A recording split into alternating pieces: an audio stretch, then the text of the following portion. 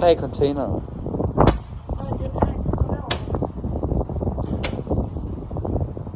Fuck, de er gode i. Ja. Hvor mange spil lige den der? Og halvdelen af dem har været scam indtil videre. Så der kom ikke alle ud i hvert fald. Nej, det er den i hånden. Slap af, mand. Fuck, den er hyggelig, mand. Ah! Bro, så må vi knække. Ad, det er glat.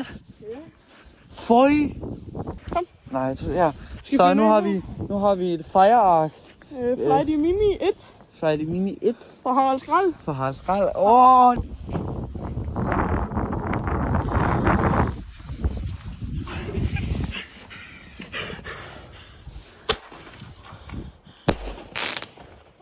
Fuck, det er Fuck, det er grimt.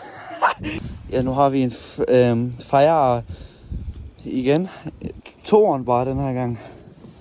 Så lad os lige se. Her står den.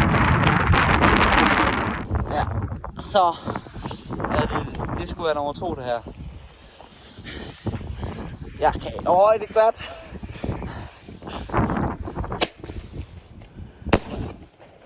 Det var faktisk okay.